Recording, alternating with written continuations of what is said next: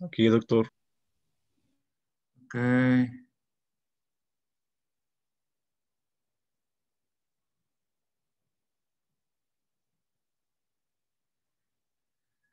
Muy bien. ¿Ya listos? ¿Ya estamos todos? Sí, creo que sí.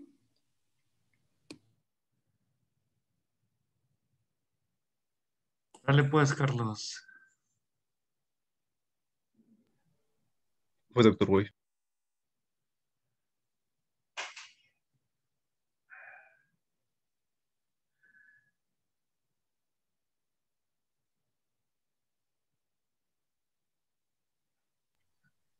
Sí se mira la pantalla, ¿verdad? Todavía no. Ya.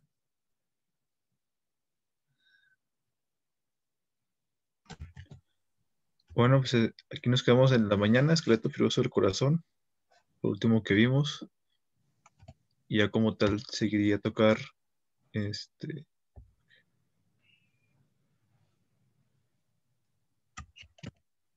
serían las válvulas del corazón. Ajá. Nos marcan que hay 4 válvulas bien definidas, 2 válvulas auriculoventriculares y dos válvulas sigmoideas o semilunares. Y lo que hacen estas válvulas es mantener el flujo sanguíneo impuesto por la contracción miocárdica en un solo sentido.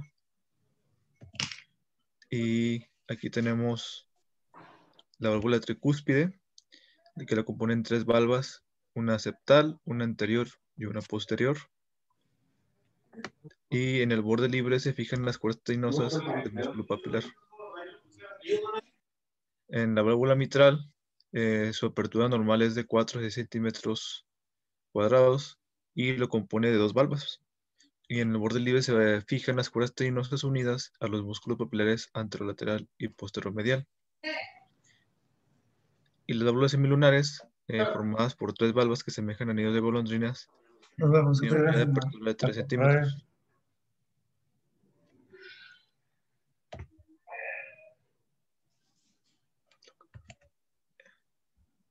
¿Ya acabaste con las valvas? Eh, sí, ahí están las imágenes de las valvas. Ajá. Bueno, pongan mucha atención.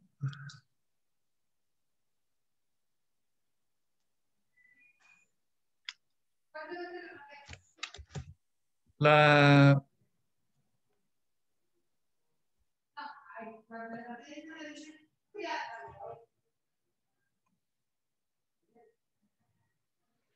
a ver si me ven, ¿verdad? Sí, sí se ve. Sí, doctor. Ok. Fíjense bien. ¿Cuál es la estructura del corazón que genera una mayor presión intracavitaria? ¿Aurículas o ventrículos? Ventrículos. Ventrículos, ¿no? Es el que da el apretón más fuerte. ¿Estamos de acuerdo?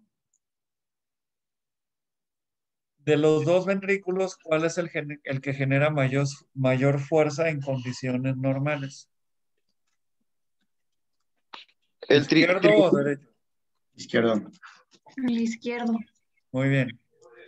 Ahora, ¿qué necesitamos? ¿Se acuerdan en la mañana que vimos cómo se establecía el flujo anterógrado?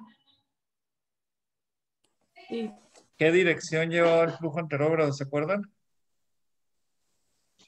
Entonces, ¿qué necesitamos para que el flujo no se regrese? Presión. ¿Eh? Las valvas. Las valvas. ¿Sí? Sí. Ahora, esas valvas deben de sellar herméticamente la cavidad para que no se regrese la sangre. Número uno. Número dos, deben de resistir el golpe de la sangre intentando regresarse. ¿De acuerdo? Ahora, fíjense bien en el esquema. Área, ¿sí? Área. ¿Cuál área es más grande? ¿Las válvulas auriculoventriculares o las válvulas semilunares?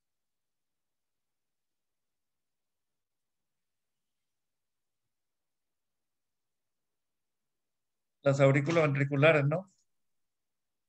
O sea, los cúspide tienen áreas de mayor tamaño. ¿Se quedó claro? Sí. Cierto. ¿Sí me están escuchando? Doctor, ¿tiene que ver que haya más presión porque es la circulación mayor? O sea, es la que tiene que impulsar la sangre a todo el cuerpo. No. Fíjate que la tricúspide y la mitral son valvas de gran tamaño. ¿Saben por qué? Porque tienen que tener más flujo sanguíneo No, que las otras. porque tienen que facilitar mucho el paso de sangre de la aurícula hacia el ventrículo, porque la aurícula se contrae muy débil. El paso de sangre de la aurícula al ventrículo casi se da por pura gravedad y por gradiente de presión. ¿Sí me explico? O sea, la contracción de las aurículas no es muy potente. ¿Sí quedó? Entonces, las válvulas auriculoventriculares tienen una gran área, ¿sí? Entonces, si tienes más área de valva como tal, valva es lo que se mueve de la válvula. ¿Sí me explico? Entonces, si tienes unas valvas más grandes de mayor área, entonces son más susceptibles a que la presión intracavitaria las doble, las venza y se forme una insuficiencia valvular. ¿Sí? ¿Sí está quedando claro el concepto? O sea, cuando se contrae la sangre, golpea la válvula mitral de abajo hacia arriba, pero como no la puede pasar, obliga a la sangre a irse hacia la aorta, que esa se abre fácilmente. ¿Sí? ¿Sí quedó claro? Sí. Entonces, ¿qué necesitas? Que la válvula, cuando la sangre la golpee, la válvula no se venza y se regrese la sangre hacia la aurícula.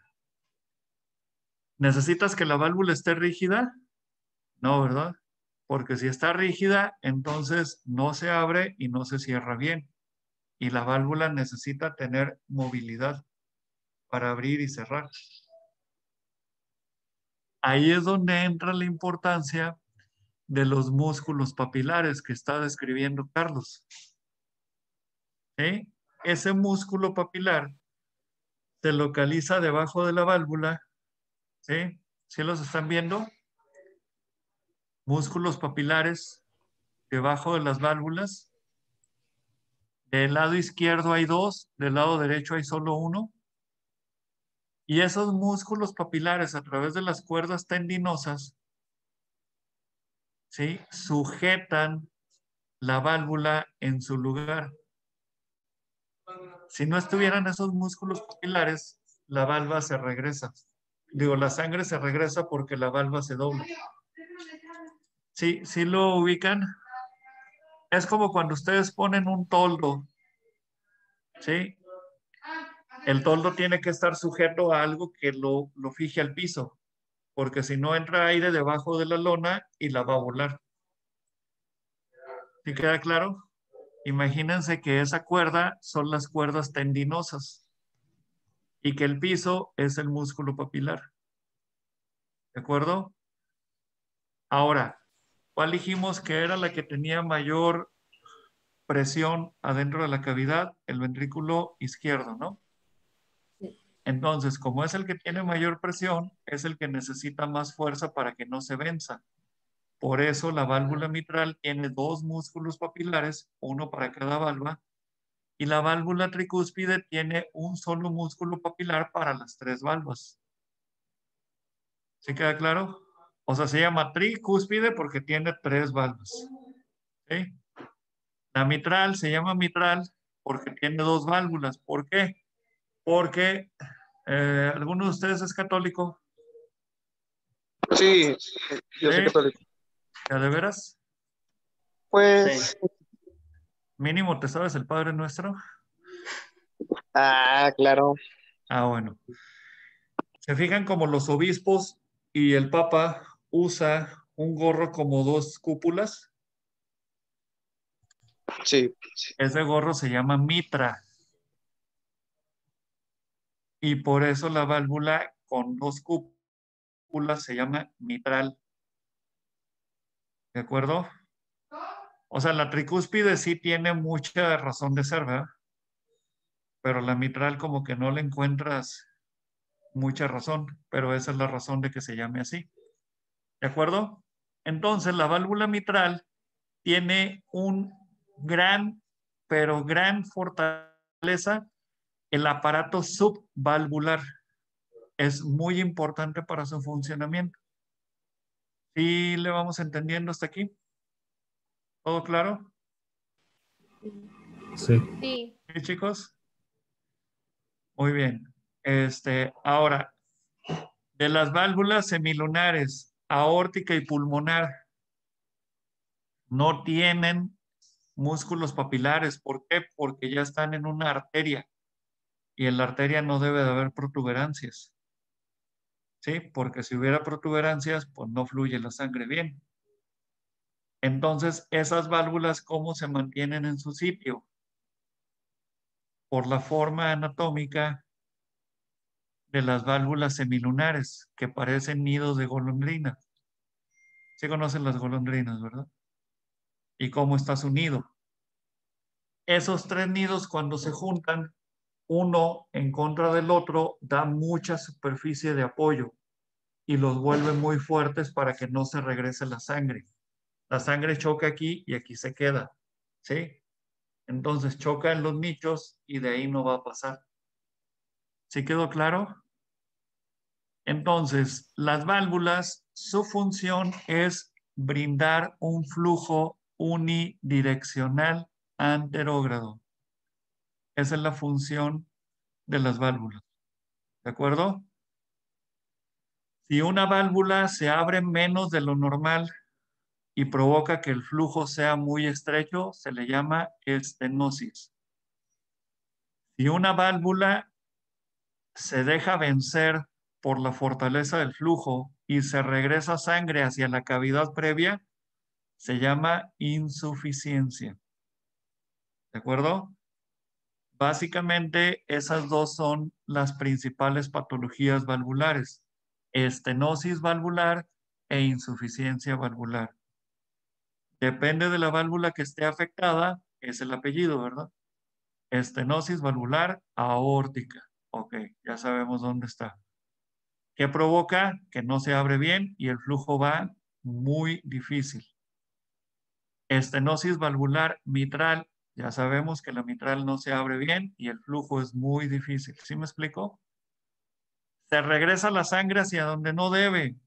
Entonces se llama insuficiencia valvular y dependiendo del sitio, aórtica, mitral, tricuspidia o pulmonar. ¿Sí quedó claro?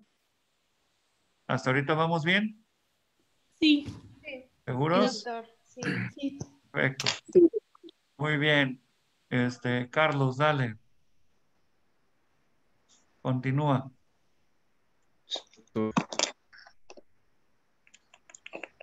Y nos habla sobre las aurículas, que como tal son paredes delgadas y ya que además de bomba funciona como un reservorio. Y la posición normal con la aurícula derecha es hacia la derecha y se denomina situs sulitus. Y si la aurícula derecha está a la izquierda, se le denomina situs inversus. A ver si le entienden a eso.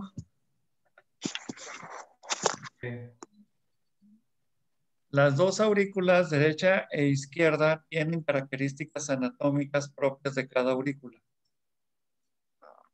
Si la aurícula anatómicamente derecha se encuentra a la derecha del corazón, a eso se le llama situs solitus, que quiere decir posición normal. ¿Sí quedó claro? Y la otra aurícula pues va a ser izquierda, ¿no? Si la aurícula derecha se encuentra a la izquierda, o sea, la aurícula anatómicamente derecha se encuentra a la izquierda, y la aurícula izquierda a la derecha se llama situs inversus. ¿Sí? Puede haber un situs inversus total. ¿Qué quiere decir?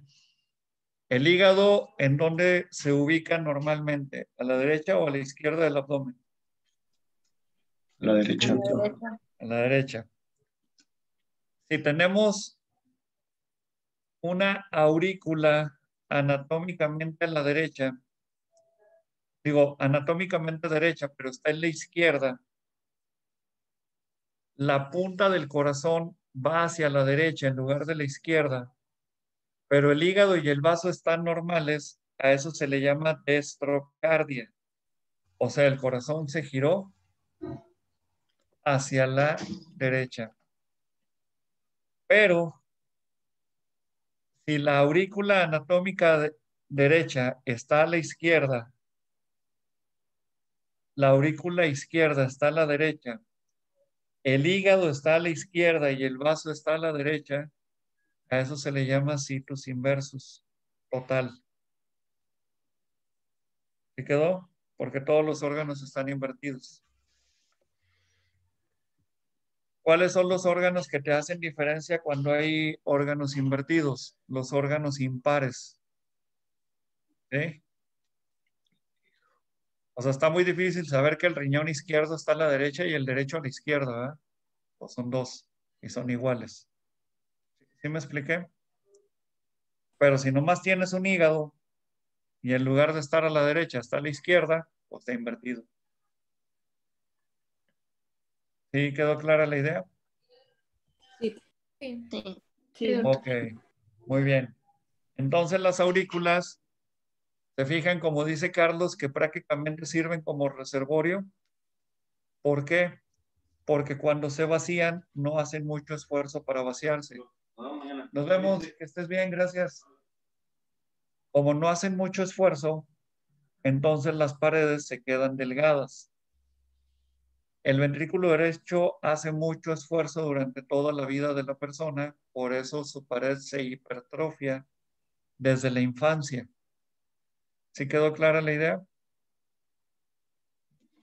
Muy bien. Dale, Carlos. Sí. Y ya como tal vamos a hablar sobre la aurícula derecha, que de datos anatómicos nos van a referir que está la vena cava inferior en el 98% de los casos. Va a constar con una crista terminalis, los músculos pectíneos, la porción sinusal y el piso de las aurículas o la forma del esqueleto fibroso y la comunicación con el ventrículo derecho es a través de la válvula tricúspide.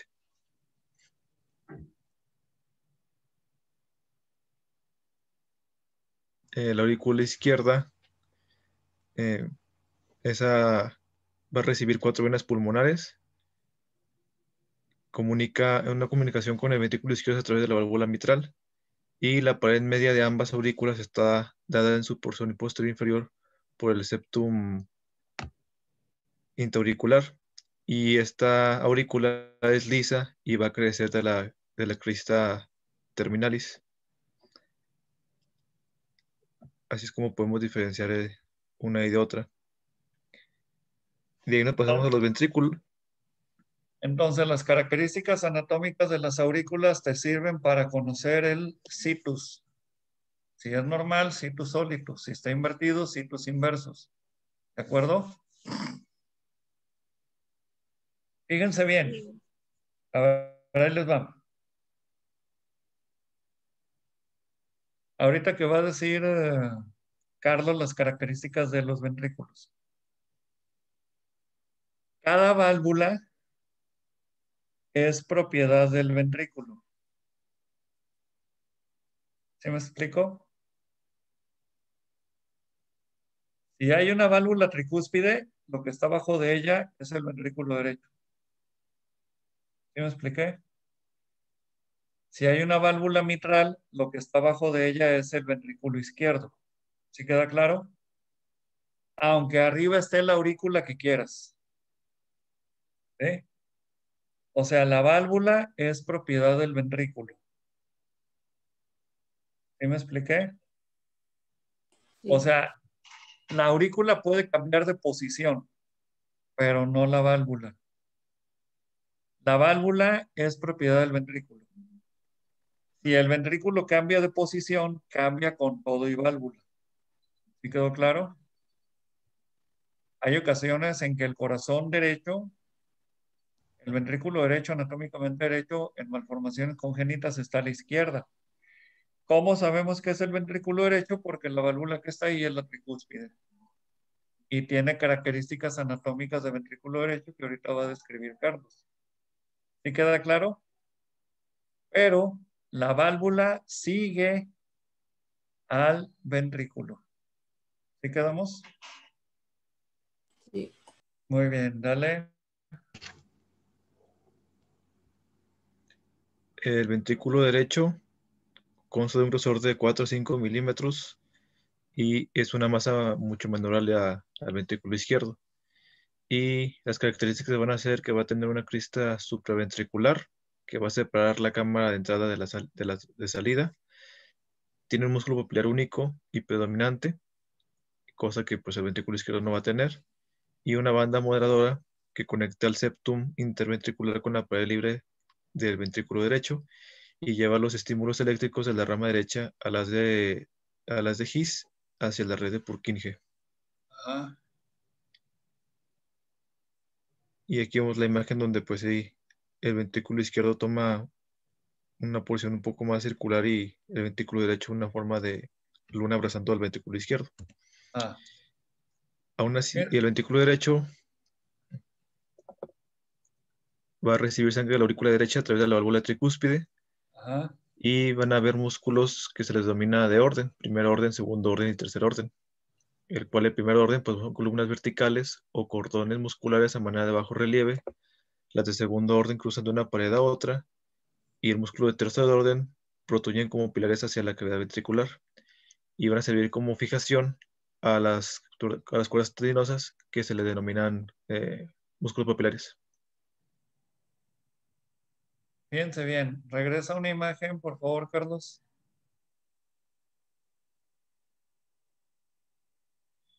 ¿Se fijan cómo el ventrículo izquierdo tiene una forma circular? A ver, Carlos, usa tu ratón.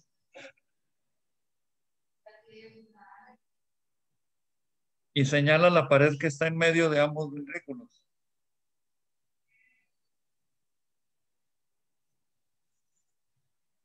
Esa pared se llama septum interventricular. ¿Se fijan como el septum interventricular forma más parte del ventrículo izquierdo que del derecho? ¿Sí? Si lo viéramos esquemáticamente, este es el ventrículo derecho y este es el ventrículo izquierdo. ¿Sí? Pero a la hora de contraerse, el ventrículo derecho se aplasta sobre el septum. ¿Sí? ¿Sí queda claro? ¿Sí ven mis manos? Sí. Y el ventrículo izquierdo sí hace un movimiento completo de ocluirse. ¿Sí quedó claro? O sea, esta parte de los dedos es el septum, ¿estamos? El septum interventricular forma parte del ventrículo izquierdo más que del derecho. ¿Sí? ¿Cómo sería la función viendo el ventrículo derecho solo moverse? Así. ¿Sí quedó claro? ¿Cómo sería la función viendo solo el ventrículo izquierdo moverse? Así. ¿Cómo sería la función moviéndose los dos? ¿Sí quedó claro? Sí. Entonces, el septum interventricular forma parte principalmente del ventrículo izquierdo. ¿Sí? Y constituye una pared en contra de la cual se contrae la pared libre del ventrículo derecho. ¿Sí quedó claro? ¿Sí quedó? Sí. Sí. Entonces, ¿cuál de los dos ventrículos genera mayor presión intracavitaria? ¿El izquierdo o el derecho? ¿Cuál es más fuerte? El izquierdo. Izquierdo. El izquierdo, con mucho. ¿Sí quedó clara la idea? Sí. Sí. Ok, bueno. Dale, Carlos, continúa. Eh, eh, están sintiendo que la clase es como para kinder, ¿verdad? Sí. Sí. No, está bien. El chiste es que lo entiendan muy bien, porque de aquí vamos luego a fisiología. Y después de ver fisiología de la circulación, vemos ciclo cardíaco. Y luego ya empezamos con función cardíaca e insuficiencia cardíaca. Y vieran qué patinadero se hace a la hora del examen. O sea, esto de moverse así y todo, que ahorita lo ven así como de, ay, el doc parece que da clases de Plaza Sésamo. Luego se les hace bolas, ¿sale? Entonces necesito que me digan si entienden bien para ir siguiendo con los temas que vienen a continuación. ¿Todo está entendido? Sí, está muy bien. Sí. Sí. Aunque sea de Plaza Sésamo. ¿Sale? Muy bien, dale.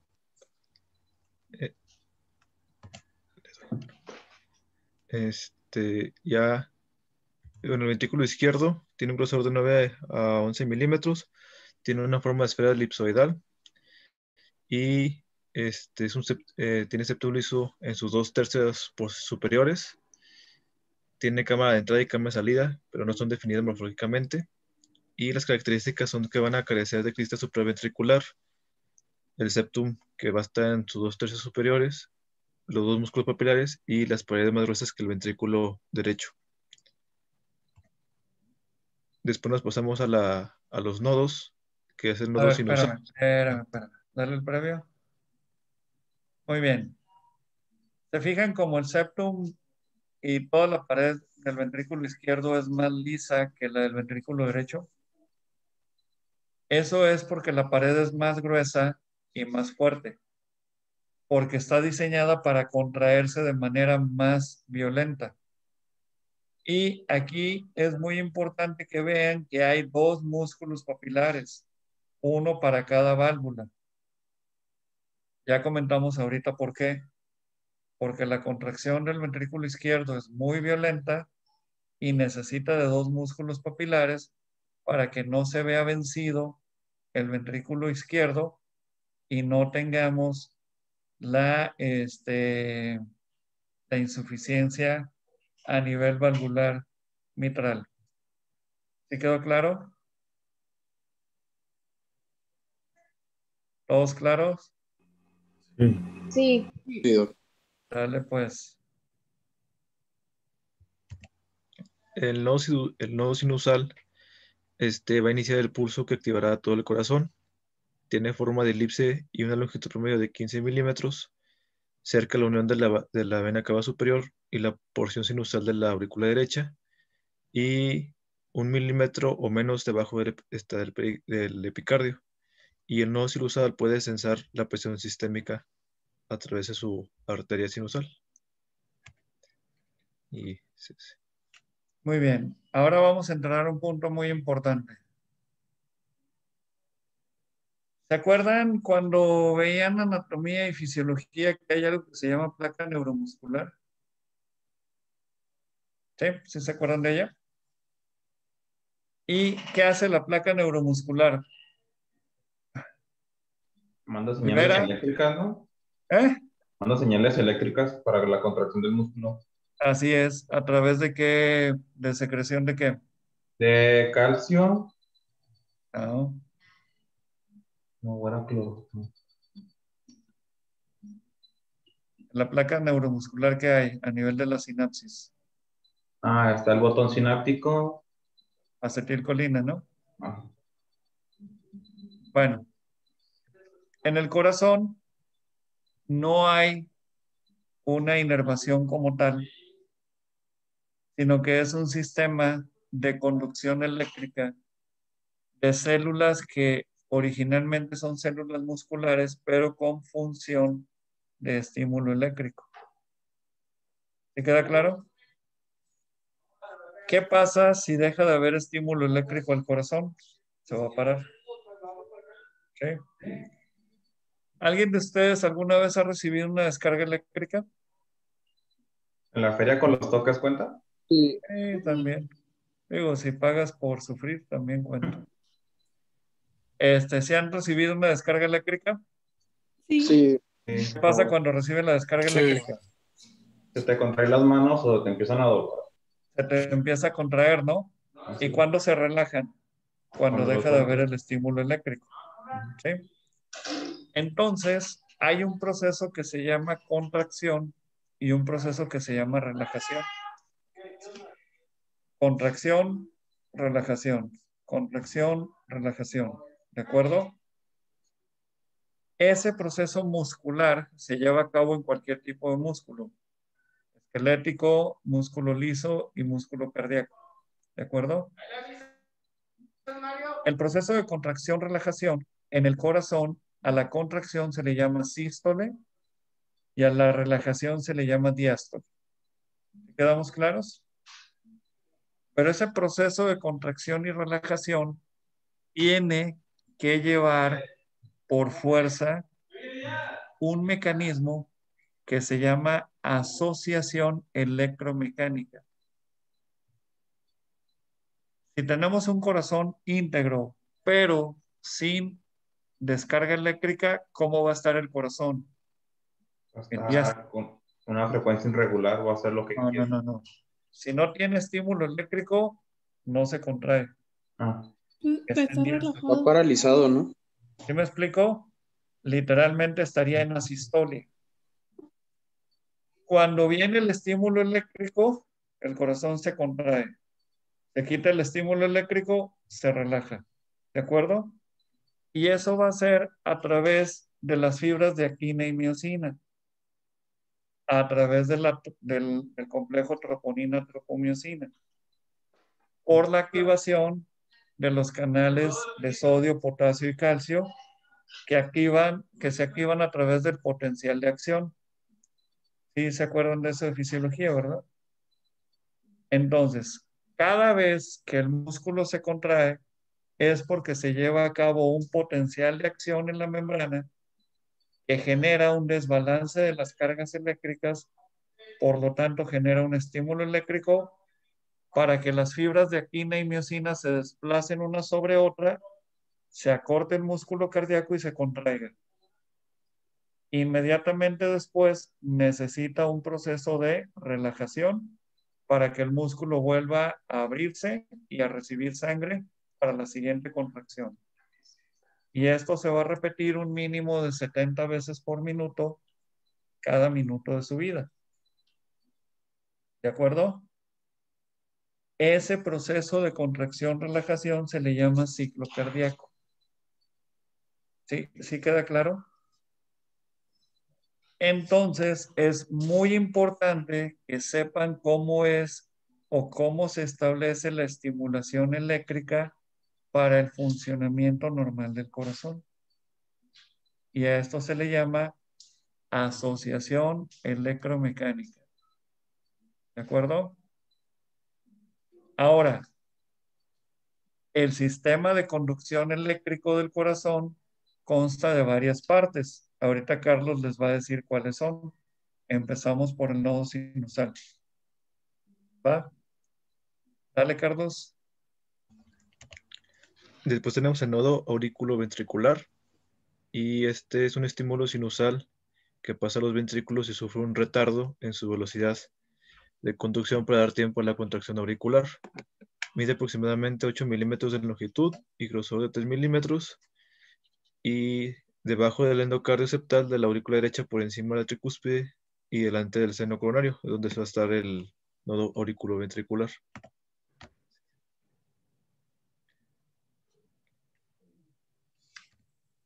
Pues tenemos el haz de His, que es la continuación directa del nodo auriculoventricular. Es de 2 a 3 milímetros de longitud y grosor no mayor de 3 milímetros. La porción proximal atraviesa el esqueleto fibroso y corre por el margen inferior del septum membranoso. Y a los 3 centímetros de su origen se divide en rama derecha y otra en izquierda, que corren por debajo del endocardio septal. Haciendo.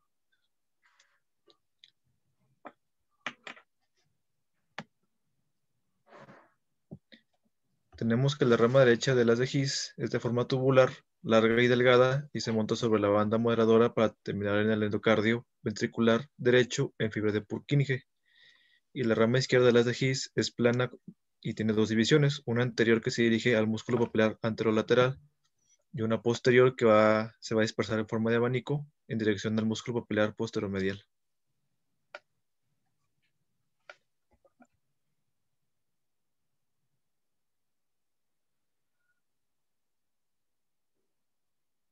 Tenemos después los haces internodales que van a conectar el nodo sinusal con el nodo auriculoventricular y va a haber tres haces, hace al anterior, medio y posterior, o también llamados haz de Bachmann, haz de Wenckebach y de Thorel. Wenckebach. Sí, Wenckebach.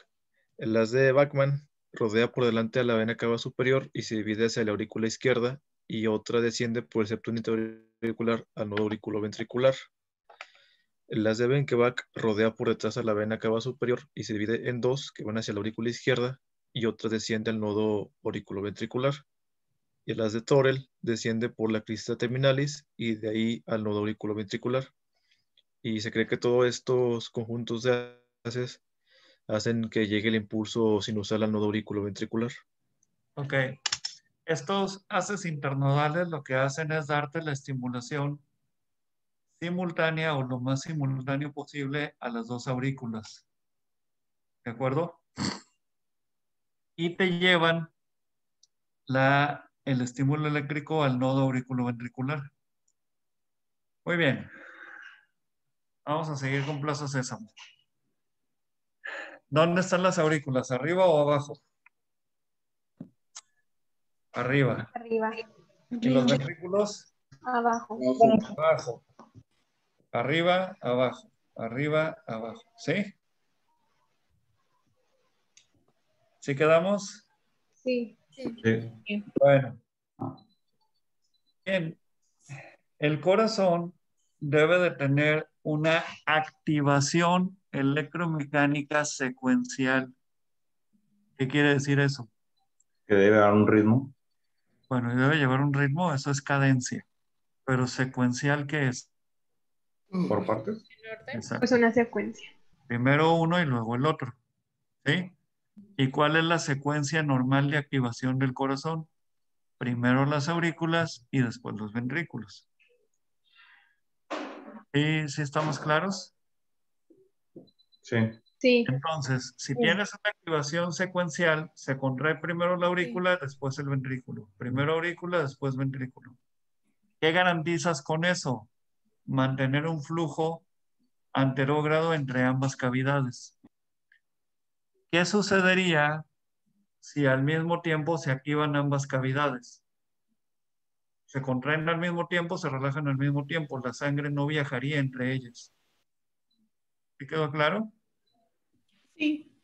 Porque estarían llenas y estarían vacías al mismo tiempo. ¿Sí quedó la idea? Sí. Entonces, ¿cómo se garantiza que haya una secuencia de estimulación cardíaca? Un estímulo secuencial. Guardas un poquito el estímulo en el nodo auriculoventricular para que primero se contraiga la aurícula y después se contraiga el ventrículo. El estímulo eléctrico viaja rapidísimo, a la orden hasta de 300 centímetros por segundo, ¿sí? Y si tomas en cuenta que el corazón tiene este tamaño, pues llega rapidísimo de un lado a otro, ¿sí? Entonces no le darías oportunidad a una estimulación secuencial si no tuvieras un nodo auriculoventricular donde se detenga un poco el estímulo. ¿Ya queda clara la importancia del nodo auriculoventricular y la importancia de la estimulación secuencial? Sí. ¿De acuerdo? Sí. Sí. Muy bien. Bueno, chicos, nos vemos el día de mañana. Carlos, ¿ya tienes las diapositivas completas? ¿Dónde estás? Se fue, ¿no? Lo perdimos. Ah, acá estás abajo. ¿Ya tienes las diapos completas, Carlos? Carlos. Sí, doctor, ya están completas. Ok, entonces nos vemos mañana, pues. Va a seguir siendo la misma clave, ¿verdad? Sí. por Y va a todo el ser año. siempre el mismo link. Siempre va a ser el mismo. Ok, Sí. entonces para ya tenerlo ahí presente. Bueno, chicos, nos vemos mañana. Cuídense mucho. Nos vemos hasta Doctor, mañana, doctor. Hasta luego. Doctor, que Igual, descanse. sí. Hasta mañana, doctor. Mañana.